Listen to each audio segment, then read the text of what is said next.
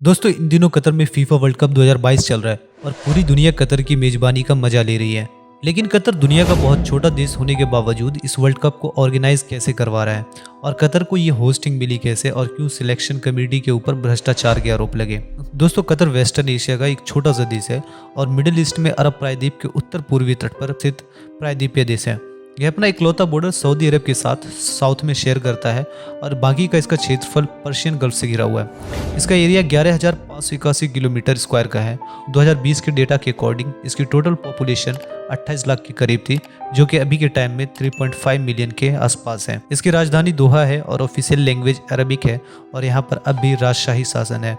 अमीर स्टेट का हेड होता है। तमीम बिन अहमद थानी कतर के अमीर है और खालिद बिन खलीफा प्राइम मिनिस्टर है।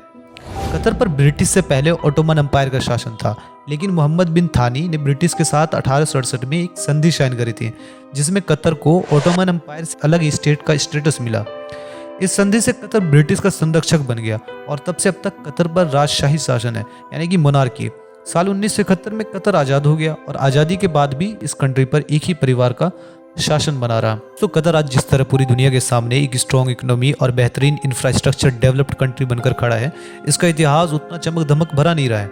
एक समय था जब कतर के लोग मोती चुनने का काम करते थे और यहाँ पर बसने वाले लोग खानाबदोश हुआ करते थे, जो कि इस क्षेत्र में घूम घूम कर रहा करते थे और कतर की पूरी इकोनॉमी इनके इसी मोतियों के कारोबार पर निर्भर थी। साल 1930-1940 में जब इकोनॉमिक क्राइसिस आया तो उस समय जापान के लोगों ने भी मोतियों की खेती करनी शुरू कर दी और बड़े लेवल पर इसका प्रोडक्शन शुरू कर दिया, जिसका प्रभाव कतर के लोगों पर पड़ने लगा। इसकी इकोनॉमी बहुत बुरी तरह से प्रभावित हुई। इसके लोगों ने पलायन करना शुरू कर दिया। करीब 30% लोगों ने अपना देश छोड़ दिया और वो किसी दूसरे देश में काम की तलाश में निकल गए, जिसके बाद इसकी आबादी 25,000 के करीब पहुँच गई। इसकी किस्मत ने सिक्सर मारा। सिक्सर ये था कि कतर में पहला ऑयल रिजर्व खोजा गया, यानी कि अब कतर के हाथ काला सोना लग गया था और यहीं से इसकी डूबी हुई नाव फिर से चल पड़ी। अब ऑयल एक्सपोर्ट शुरू हो गया, इन्वेस्टर आने लगे तो कतर के पास पैसा भी आना शुरू हो गया। इसकी इकोनॉमी ने धीरे धीरे ग्रोथ दिखानी शुरू कर दी और दूसरे देशों से मजदूर भी यहाँ पर काम करने आने लगे और वो लोग जो अपना देश छोड़ चुके थे वो भी अपने घर वापस आने लगे। अब कतर की आबादी धीरे धीरे बढ़ने लगी थी। पहले जहां इसकी आबादी 25,000 पर पहुंच गई थी, वहीं 20वीं शताब्दी की मिडल तक 1 लाख से ज्यादा थी। कतर की किस्मत में एक और मिरेकल साल 1971 में हुआ, जब यहां पर नेचुरल गैस रिजर्व का दुनिया का सबसे बड़ा भंडार खोजा गया, जो इसके टोटल क्षेत्रफल के आधे से भी ज्यादा है।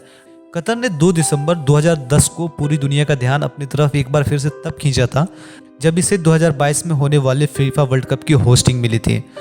तो इसने पूरे डेवलप कंट्री के सेंटीमेंट को हट कर दिया।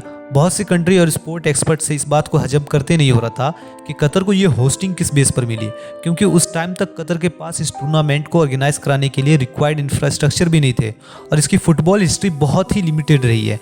और ना तो कतर ने कभी वर्ल्ड कप के लिए क्वालिफाई किया था और ना तो इसने कभी इतने बड़े टूर्नामेंट को ऑर्गेनाइज किया था। दूसरा सबसे बड़ा फैक्टर इसका गर्म मौसम था, जहाँ समर के टाइम में टेम्परेचर 50 डिग्री सेल्सियस से भी ऊपर पहुँच जाता है। तो इस मौसम में मैच खेल पाना प्लेयर्स के लिए बहुत बड़ी मुश्किल खड़ी कर सकता था। इन सब के बावजूद भी इसकी होस्टिंग कतर को ही मिली और कतर ने पूरी दुनिया को यह भरोसा दिलाया कि वो इस टूर्नामेंट के लिए सभी जरूरी इंफ्रास्ट्रक्चर 2022 तक डेवलप कर लेगा और इसने ऐसा करने में कामयाबी भी पा ली। लेकिन फिर भी कई देशों ने इसके बायकॉट करने की बात की। फीफा ने इस टूर्नामेंट को नवंबर से दिसंबर के टाइम में कराने का ऐलान कर दिया, जिस वजह से फीफा के इस डिसीजन पर भी क्वेश्चन मार्क लगने लगे कि फीफा ने अपने रूल कैसे चेंज कर दिए।